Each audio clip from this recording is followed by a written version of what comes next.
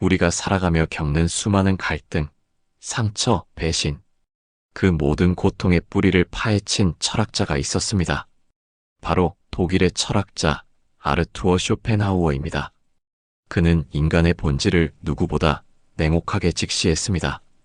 그리고 이렇게 말했습니다. 인간은 서로를 괴롭히기 위해 태어났다.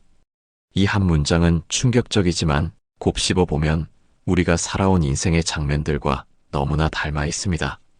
가족 안에서, 친구 사이에서, 직장과 사회 속에서 우리는 알게 모르게 서로를 괴롭히며 살아왔습니다.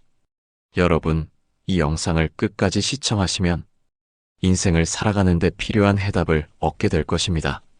오늘 이 시간 쇼펜하우어의 냉철한 통찰 속에서 인간관계와 인생의 진실을 마주해 보겠습니다. 쇼펜하우어는 인간의 본질을 누구보다 냉혹하게 바라본 철학자였습니다. 그는 인간이 서로에게 상처를 주는 것은 예외적인 사건이 아니라 거의 필연적인 운명이라고 단언했습니다. 그가 말한 가장 유명한 비유 중 하나는 고슴도치의 비유입니다. 추운 겨울, 고슴도치들은 서로의 체온을 나누기 위해 가까이 다가갑니다. 그러나 너무 가까워지면 가시에 찔려 상처를 입고 너무 멀리 떨어지면 추위에 떨며 고통을 겪습니다. 인간관계도 이와 다르지 않습니다. 가까워질수록 상처를 주고받고 멀어지면 외로움에 시달리게 됩니다. 결국 인간은 태생적으로 서로를 괴롭히며 살아갈 수밖에 없는 존재라는 것입니다. 왜 그럴까요? 그 이유를 쇼펜하우어는 의지와 욕망에서 찾았습니다. 인간은 살아가는 동안 끊임없이 욕망을 추구합니다. 돈, 명예, 사랑, 권력, 인정. 이 모든 욕망은 끝이 없습니다. 하나가 충족되면 또 다른 욕망이 고개를 들고 충족되지 않으면 그 자체로 불행과 고통이 됩니다. 문제는 이 욕망이 타인과의 관계에서 충돌을 일으킨다는 점입니다. 내 욕망을 이루기 위해서는 반드시 누군가와 경쟁하거나 누군가를 넘어야 하는 순간이 찾아옵니다. 그 과정에서 인간은 의도적으로든 무의식적으로든 타인을 괴롭히는 존재가 되고 마는 것입니다. 우리는 어릴 적부터 이 과정을 몸으로 배웁니다. 형제자매 사이에서도 부모의 사랑을 두고 다툽니다. 학교에서는 성적과 친구 관계를 두고 경쟁합니다. 직장에서는 승진과 평가를 위해 동료를 의식합니다. 심지어 은퇴 후에도 동네 경로당이나 모임에서 누가 더 인정받는지, 누가 더 대접받는지를 놓고 은근한 갈등이 벌어지곤 합니다. 이처럼 인간의 본성은 끊임없는 비교와 경쟁 위에 세워져 있습니다. 이 과정에서 사람들은 의도치 않게 서로를 괴롭히게 됩니다. 누군가를 시기하거나 질투하고 때로는 뒷담화와 배신으로 이어집니다. 쇼펜하우어는 이것을 두고 인간은 서로의 지옥이다라고 말했습니다. 남의 행복은 나에게 시기와 불편을 주고 남의 불행은 나에게 은근한 위안을 줍니다. 이 불편한 진실은 우리가 외면하고 싶지만 삶 속에서 수없이 목격해온 현실입니다. 가족 관계를 떠올려 봅시다. 부모는 자식을 사랑한다는 이름으로 간섭하고 자식은 부모의 기대를 짐처럼 여기며 괴로워합니다. 부모는 너를 위해서다라고 말하지만 자식의 입장에서는 억압처럼 느껴집니다. 사랑이라는 이름조차도 때로는 괴롭힘으로 변하는 것입니다. 또한 자식들 사이에서 벌어지는 유산 다툼을 보십시오. 부모가 살아계실 때는 다정하게 지내던 형제들이 돈 앞에서는 돌변하여 서로를 원망하고 상처를 줍니다.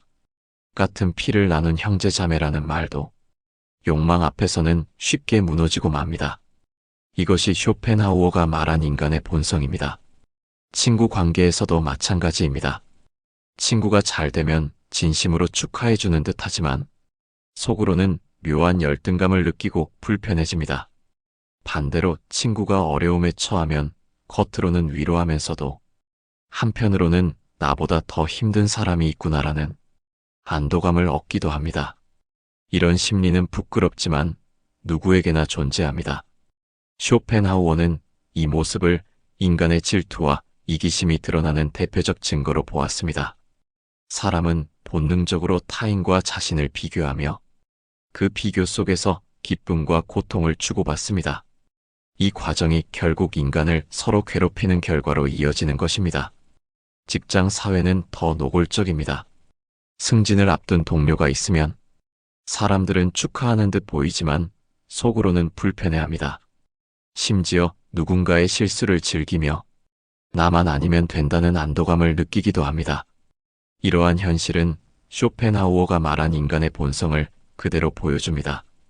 인간은 자기 욕망을 채우기 위해 타인을 견제하고 때로는 타인을 끌어내려야만 안정을 얻습니다. 결국 타인의 불행이 곧 나의 행복이라는 불편한 명제가 삶 속에서 반복되는 것입니다.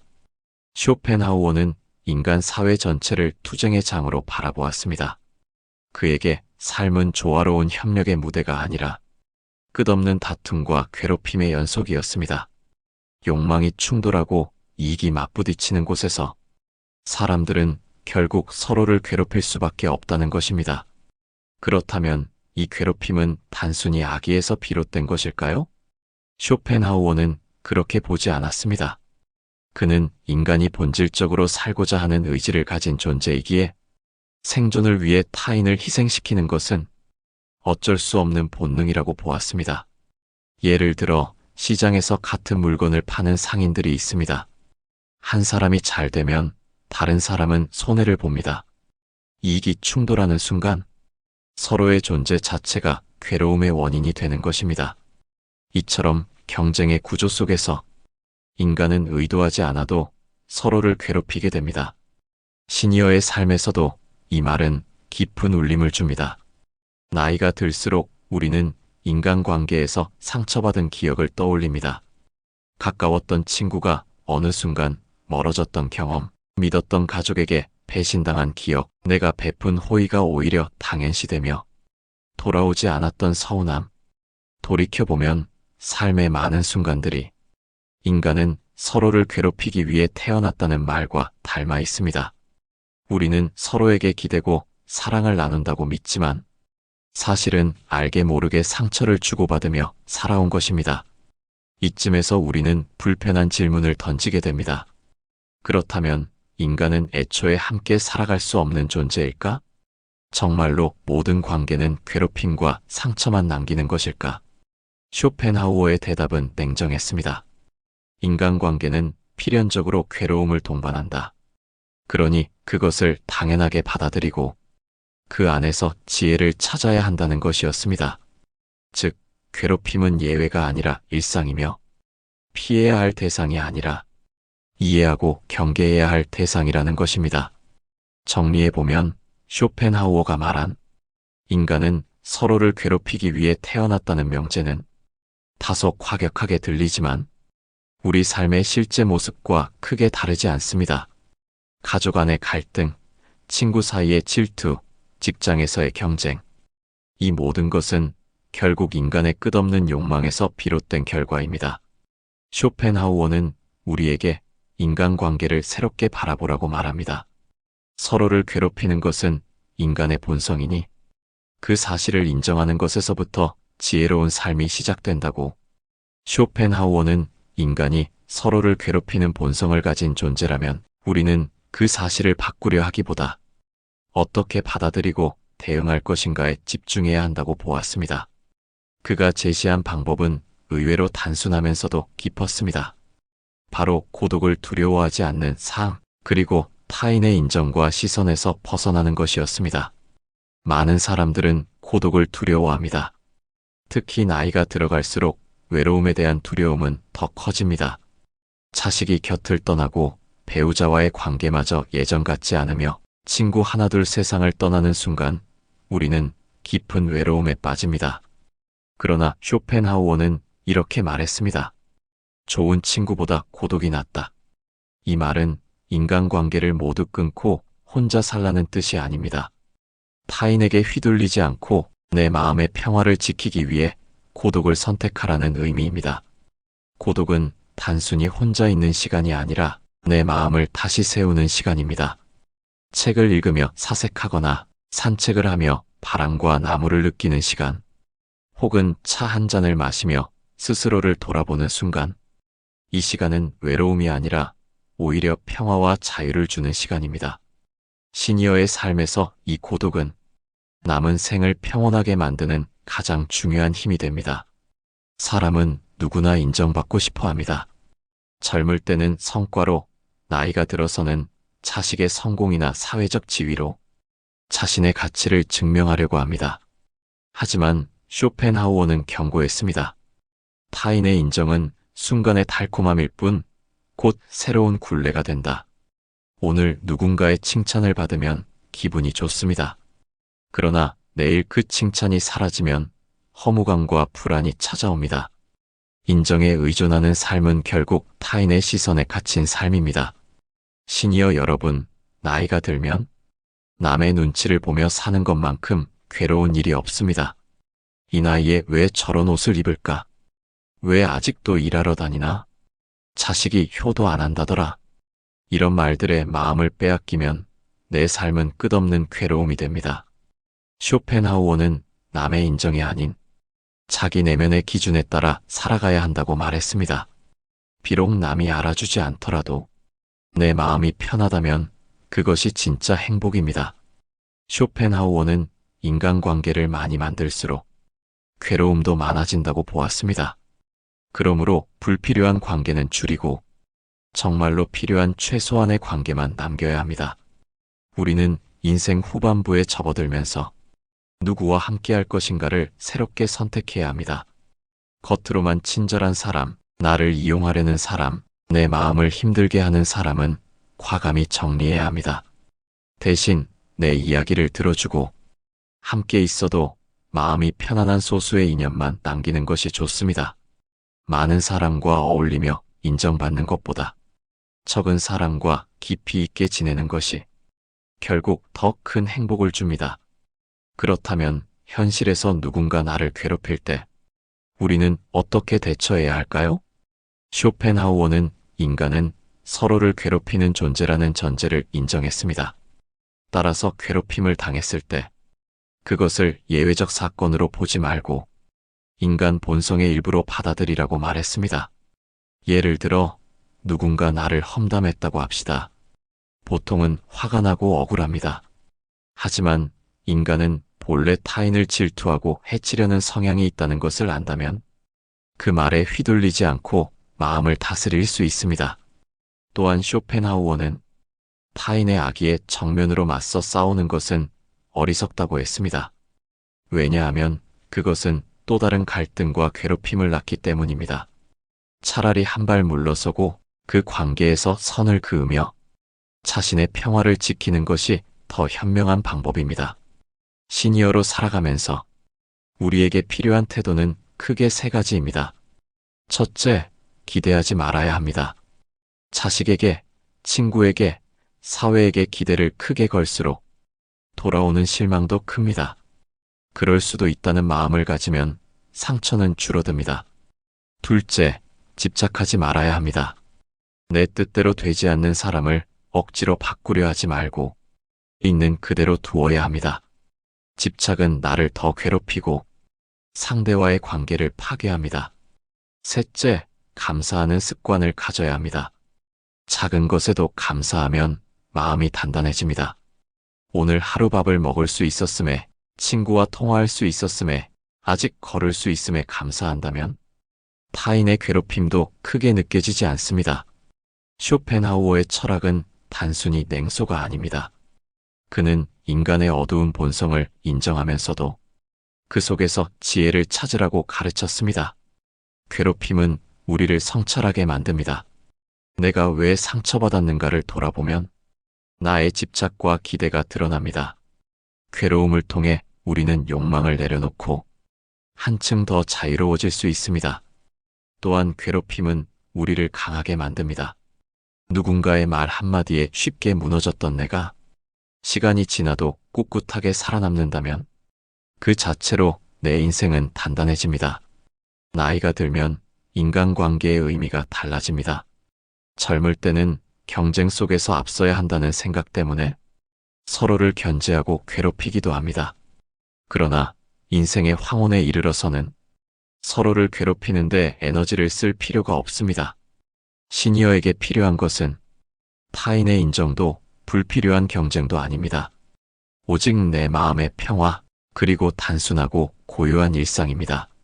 쇼펜하우어의 말처럼 고독은 불행이 아니라 자유다라는 진리를 깨닫는 순간 우리는 비로소 괴롭힘 속에서도 지혜롭게 살아갈 수 있습니다. 인간은 본능적으로 무리에 속하고자 합니다. 어릴 적에는 친구 무리 속에 들어가야 외롭지 않았고 사회에 나와서는 인맥과 관계가 성공의 열쇠처럼 여겨졌습니다. 하지만 세월이 흐르고 인생의 후반부에 다다르면 깨닫게 됩니다. 많은 인간관계가 오히려 짐이 되고 나의 자유와 평화를 빼앗는 덫이 될 수 있다는 사실을 말입니다. 쇼펜하우어는 인간관계에 대해 매우 냉정했습니다. 그는 이렇게 말했습니다. 대부분의 인간관계는 서로의 시간을 낭비하는 것일 뿐이다. 이 말은 지나치게 비관적으로 들릴 수도 있습니다. 하지만 우리의 경험을 돌이켜보면 그가 왜 이런 말을 했는지 이해할 수 있습니다. 많은 사람들은 사람이 재산이다라고 말합니다. 그러나 그 사람은 반드시 좋은 자산이 되지 않습니다.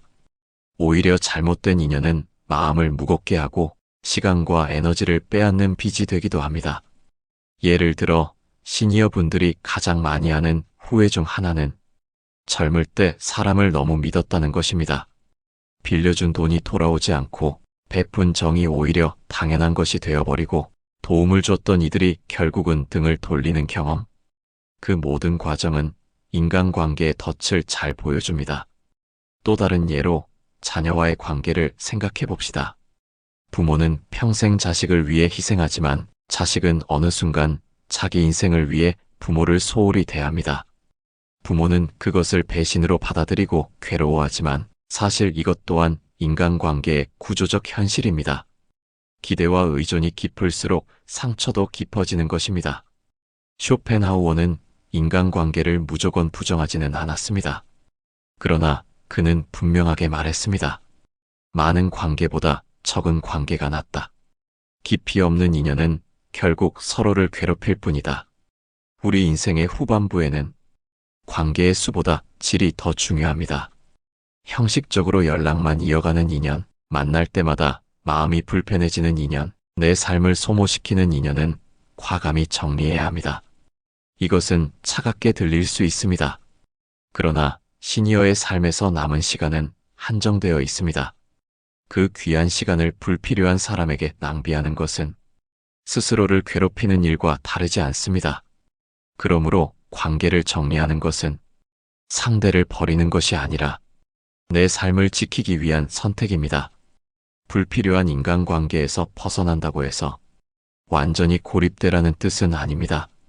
쇼펜하우어 역시 완전한 단절을 권하지는 않았습니다. 그는 최소한의 울타리를 만들라고 했습니다. 즉, 내가 의지할 수 있고 서로를 괴롭히지 않으며 있는 그대로 받아들여주는 소수의 사람만 곁에 두라는 것입니다. 시니어에게 이 울타리는 다양할 수 있습니다. 어릴 적부터 함께한 평생 친구일 수도 있고 같이 봉사활동을 하며 마음이 맞은 이웃일 수도 있습니다. 혹은 자녀나 손주가 될 수도 있습니다. 중요한 것은 그 관계가 내 마음을 불편하게 하지 않고 오히려 위로와 평화를 준다는 점입니다. 이 울타리가 있다면 우리는 고독 속에서도 완전히 외롭지 않고 안정감을 느낄 수 있습니다. 인간관계가 덫이 되는 이유 중 하나는 우리가 늘 타인의 기대 속에서 살아가기 때문입니다.